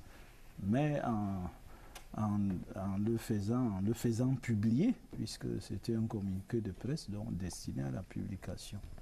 Alors, on dit de son excellence Peter Henry Ballerin qu'il a violé les usages diplomatiques. Que prévoient ces usages? Les usages prévoient qu'il s'informe par tous les moyens licites dans le pays de résidence et qu'il rende compte à son gouvernement. Il s'informe pour le compte de son gouvernement. Il y a d'autres fonctions comme la représentation, comme la défense des intérêts de ses compatriotes, de ses nationaux. Mais en ce qui concerne la communication, il a le droit de s'informer par tous les moyens licites. Alors, il n'a pas le droit de publier, par contre, le contenu d'une audience avec un chef d'État? Il n'a pas le droit de publier le contenu d'une audience avec qui que ce soit. Il s'informe pour le compte de son gouvernement. Il fait une dépêche diplomatique pour rendre compte à son gouvernement. J'ai eu tel ou tel contact. J'ai été reçu par telle ou telle autorité, voilà ce qu'on s'est dit, voilà ce que telle autorité pense. Alors quand c'est la plus haute autorité de l'État, et en l'occurrence celle auprès de laquelle il est accrédité, il y a quand même, il faut faire preuve non seulement de tact, mais de pondération aussi et de réserve. À la fois dans les manières et dans les attitudes. Et puis, il faut faire preuve aussi de courtoisie. Vous ne pouvez pas être reçu par quelqu'un et puis vous allez mettre sur la place publique ce que vous vous êtes dit. Donc, ça va au-delà de la diplomatie. C'est tout simplement une question d'être gentleman. Vous pouvez pas. C'est tous les jours que les gens accordent des audiences. C'est tous les jours que les gens s'entretiennent. Mais on n'a pas ça sur la place publique avec des comptes rendus. Donc même dans le secteur privé, il y a des audiences. D'autant que face à la presse ce jour-là, il a simplement dit qu'ils avaient passé en revue l'état des relations entre le Cameroun et les États-Unis, mais également il a magnifié l'excellence des relations de la coopération entre les États-Unis et le Cameroun en ce qui concerne la guerre contre Boko Haram dans l'extrême nord. D'autant plus que l'occasion de s'exprimer devant la presse lui a été donnée, comme elle est donnée à chaque invité du chef de l'État. Donc il pouvait s'exprimer. Mais je présume qu'il savait qu'il ne pouvait pas dire ce genre de choses. Donc c'était un peu ce qu'on appelle en droit une manœuvre dolosive. Devant la presse où il est invité à parler, il dit des choses dans les normes. Et puis il va s'installer dans son coin et il commence à publier des choses qui ne se publient pas. Aman, alors la presse a abondamment commenté et ce communiqué du diplomate américain, c'était le 18 mai, et sa convocation par le ministre camerounais des Relations extérieures, le jeune Bella, c'était le 22 mai, et puis son départ en congé, ce qui était prévu, il faut bien le préciser. C'est vrai que la presse est un peu emballée sur le sujet, ces congés-là étaient prévus depuis longtemps et le gouvernement camerounais a été informé de cela. Alors quelle est la posture du quotidien Le Jour par rapport à tous ces événements-là? La posture du quotidien du jour est celle-ci. Il s'agit d'une tempête dans un verre d'eau. Parce que ce que vous appelez le chorus, l'indignation des Camerounais, en réalité, c'est instrumental. Vous savez que à chaque fois que l'on évoque cette question-là, la question de la longévité du chef de l'État, il y a toujours un ensemble de choses qui se produisent. Et les gens se mettent en scène pour se montrer. C'est aussi de ça qu'il s'agit. Mais c'est une question politique camerounaise, il faut qu'on en parle. Aussi simple que ça. Et Le Jour dit que il ne faudrait pas qu'on lâche la proie pour l'ombre. Il est question de parler de ce qui est, pas de ce qui semble être. Alors, professeur Félix Zogo, rebonsoir. Bonsoir. Alors, pour le gouvernement camerounais, qu'est-ce qui, dans cette sortie du diplomate américain, a semblé quelque peu gênant, pour dire le moins? Mais je pense que je ne peux pas me substituer au ministre plénipotentiaire qui a dit, je crois, tout ce qu'il y avait à dire sur cela. Le gouvernement ne s'est pas offusqué de ce que l'anniversaire, le 46e anniversaire de l'unité nationale. Il s'agit aussi de, autre élément de contexte, il s'agit aussi de, les propos sont tenus alors même que notre unité nationale tangue quelque part dans une partie de notre territoire et que des Camerounais sont à proie à d'autres Camerounais sur une question de l'intégrité territoriale. Donc, une fois qu'on l'a admis de la sorte, il faut comprendre, alors il y a un autre élément de contexte. À tort ou à raison, je n'ai jamais cherché à vérifier, il se dit que ce qui alimente la capacité notamment économique et idéologique de ces mouvements sécessionnistes devenus aujourd'hui des courants de violence sont majoritairement basés aux États-Unis. Donc lorsqu'on a mis bout à bout ces éléments de contexte, alors il ne faudrait pas seulement voir ceux qui prennent la parole du côté de, on va dire, du pouvoir. Il faut aussi voir ceux qui, en panne peut-être d'outils de combat politique, voudraient voir en cela... pourrait instrumentaliser le communiqué du ministre, du diplomate américain. Américain. Alors, et je pense comme une caution qui leur serait donnée. Absolument. Mais fort heureusement, dans le communiqué du ministre du 22 mai, du ministre des Relations extérieures, le diplomate américain précise bien que les États-Unis ne sauraient accorder une quelconque bénédiction aux sécessionnistes. Alors, parce que vous allez voir que certains leaders politiques, déjà d'ailleurs candidats à l'élection présidentielle, ont pris la parole de manière formelle et publique dessus pour dire que, ah oui, il y a quelque chose qui est en train de se préparer au niveau du Conseil de sécurité de l'ONU. Je ne voudrais pas leur faire une publicité gratuite ici, tout le monde a suivi ces candidats-là pour dire, bon ben voilà, ça commence à venir, c'est le bout du tunnel qui est perceptible. Donc voilà un peu, et je conviens avec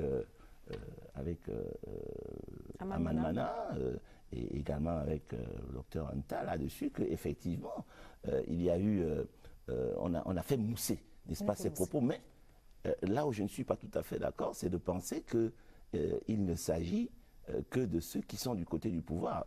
Je ne vais pas trahir... Chacun essaie de tirer la couverture de son côté. En matière de communication gouvernementale, politico-gouvernementale, ça se passe de manière au moins simpliste qu'on le pense. Je n'en dirai pas plus. Pour qu'un membre du gouvernement prenne la parole sur une question qui concerne un domaine réservé du chef de l'État, eh ben, ce n'est pas une pulsion. Voilà, je n'en dirai pas plus. Voilà, alors, Monsieur le ministre, je voudrais quand même, pour terminer sur ce sujet, que vous nous fassiez quelques clarifications. Il n'y a pas, après cette convocation du diplomate américain, il n'y a pas de brouille diplomatique entre le Cameroun et les États-Unis.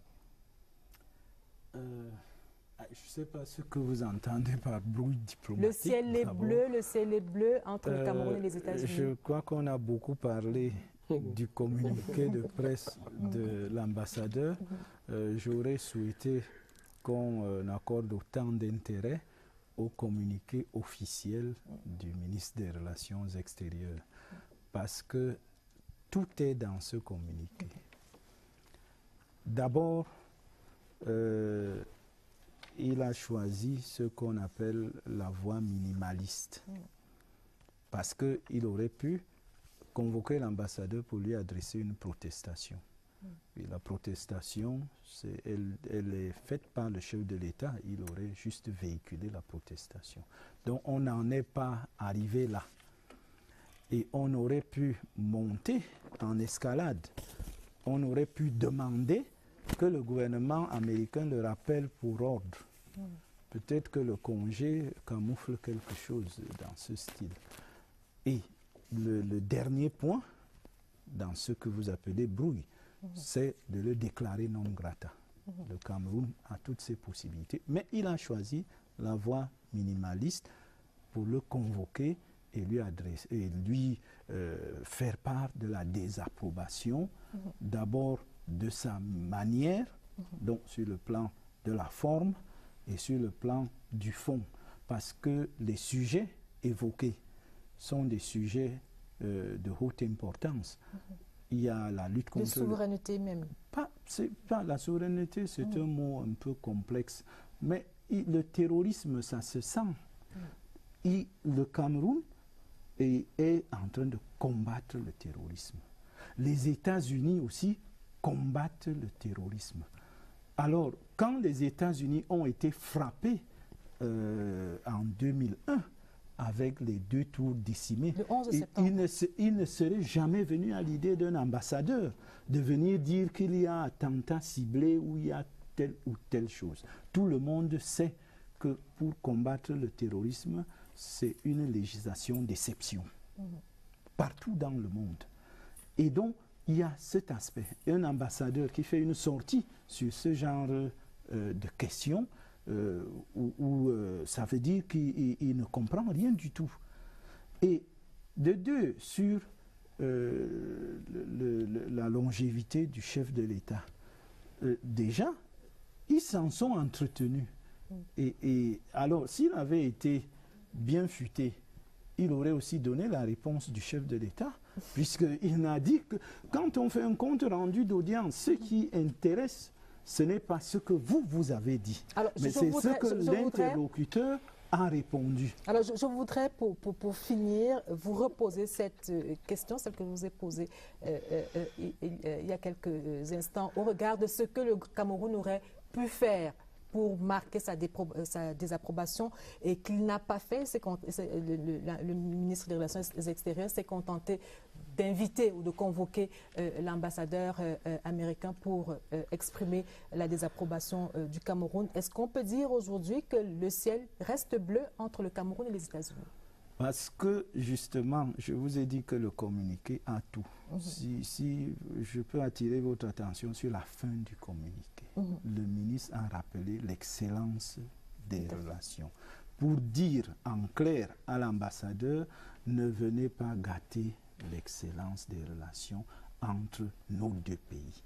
Voilà qui est bien noté. Je rappelle que l'intérim de l'ambassadeur des États-Unis au Cameroun est assuré par le chargé d'affaires Lee McManny, qui cette semaine a bien précisé que l'ambassadeur Ballerin avait déjà un congé annuel prévu de longue date et que le gouvernement du Cameroun en avait été informé. Donc l'ambassadeur n'a donc pas été convoqué par le gouvernement américain, contrairement à ce qui avait été rappelé, autant pour moi, l'ambassadeur n'a pas été rappelé par le gouvernement américain, contrairement à ce qui a été dit dans certains journaux cette semaine. Mesdames, Messieurs, si vous le voulez bien, nous allons marquer un autre arrêt dans cette édition de Scène de presse pour rendre hommage à un homme. Il s'agit du professeur Paul Célestin Ndembi-Yembe qui a formé des générations et des générations de journalistes au Cameroun, et quelques-uns ont accepté de lui rendre hommage dans ce zooming que nous propose Laetitia Onana.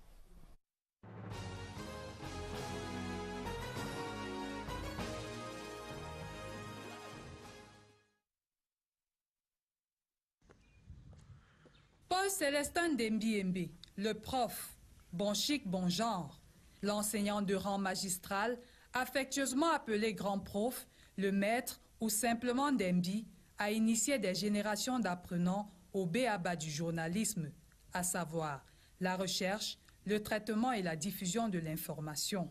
À peine prend-il sa retraite que déjà, on est nostalgique. Le journalisme est un métier très particulier. Pour l'apprendre et le comprendre, il faut que quelqu'un vous touche et vous transmette sa passion et vous transmette son métier. Et pour des gens comme moi, c'est Paul Célestin Ndembi-Yembe qui a eu ce rôle-là. Il y a un moment où la carrière administrative s'achève, mais quand on a été l'enseignant qu'il a été, on le reste jusqu'à la gare, jusqu'au bout. Je suis convaincue qu'il continuera à être pour beaucoup le mentor qu'il a été pour nous. De leur première rencontre avec le prof, ils s'en souviennent comme si c'était hier. Nous avons, nous, à la 28e promotion, je crois pouvoir parler au nom de tous, fait la connaissance ce jour-là d'un monsieur extrêmement précieux, très soucieux de l'image qu'il renvoie, très soucieux de la qualité du contact qu'il a avec les étudiants. Nous avons été évidemment impressionnés par sa mise quand il est entré en salle. Je ne sais plus si c'était un costume 3 pièces, mais en tout cas, c'était quelque chose d'extrêmement chic. Il nous a formés au sens le plus élémentaire du terme, c'est-à-dire qu'il a donné une forme à ce que nous sommes aujourd'hui. Sa rigueur, contrairement à ce que l'on peut imaginer, séduit la jeune génération. Pour preuve, la promotion 2018, la 45e, a choisi comme nom de baptême Paul Célestin Ndembi-Yembe. Il est un enseignant tellement précis et concis dans ses enseignements. Et il nous disait toujours, en journalisme, c'est le storytelling. Flatté, l'enseignant cite également quelques produits dont il est fier. Ma première promotion que des étudiants que j'ai encadrés a produit de personnalités dans cette maison. Vous avez votre directeur général adjoint, Emmanuel Ongibé, vous avez le directeur général du Palais des Congrès, Christophe Mienzog, vous avez le chargé de mission à la présidence, Christian Wangé, vous avez Aman Manna, vous avez le directeur général de l'URTNA, M. Tchaga. Ils sont tellement nombreux. Il attire également l'attention des journalistes sur l'attitude à adopter dans le contexte sociopolitique actuel au Cameroun. Pour ma part, je pense que les sujets qui sont aujourd'hui en jeu dans notre société sont difficiles et les journalistes devraient les aborder avec plus de responsabilité, plus de sérieux, en sachant qu'aujourd'hui, la parole médiatique est une parole qui prend de plus en plus de l'importance, même si elle n'est pas nécessairement porteuse de sens. Le pédagogue est dans son rôle.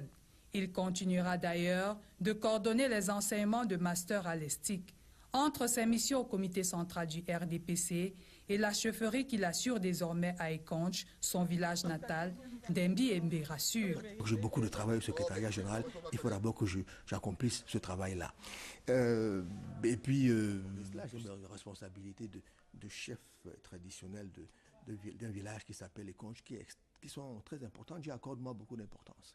Je pense qu'il faut que chacun d'entre nous sache que quand on n'a pas de derrière, j'ai envie de dire, socialement, on n'existe pas. Bon vent aux profs et que vive le chef.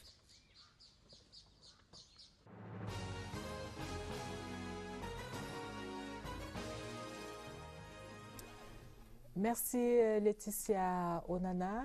Aman Manna, vous avez vu là votre prof, ça vous a certainement rappelé quelques souvenirs? Ah oui, c'est quelqu'un. C'est quelqu'un. Qui vous a donné envie de faire ce métier? Ouais.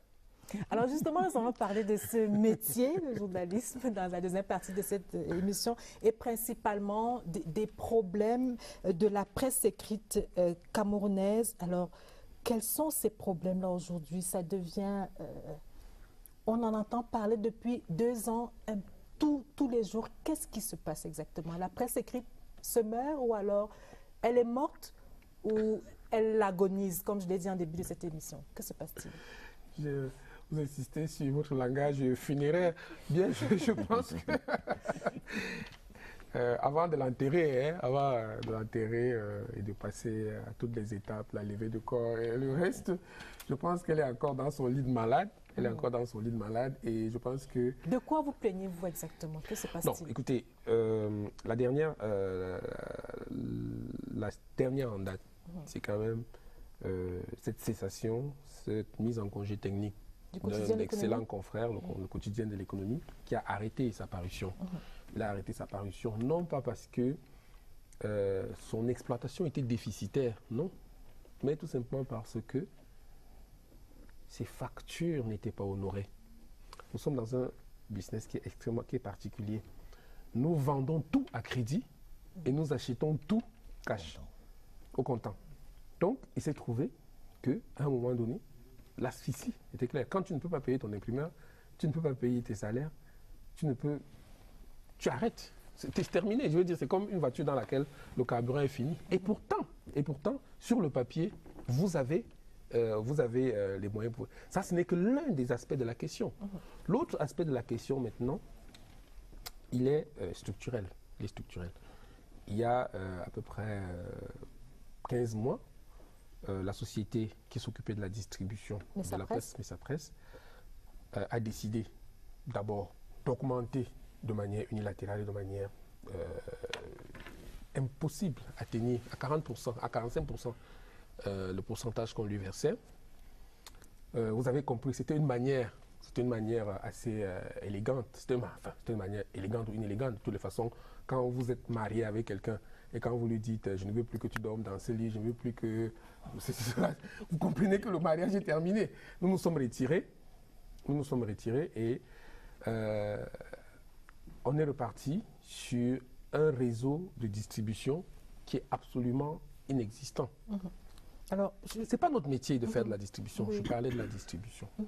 Maintenant, à côté de la distribution, il y a la publicité également. Oui, la publicité est une chose particulière et étonnante parce que la commande publique de la publicité, si elle est bien répartie et si elle est faite de façon objective, il y a la possibilité pour que survive, mais pour que s'épanouisse une presse de qualité au Cameroun. Mais ce n'est toujours pas le cas.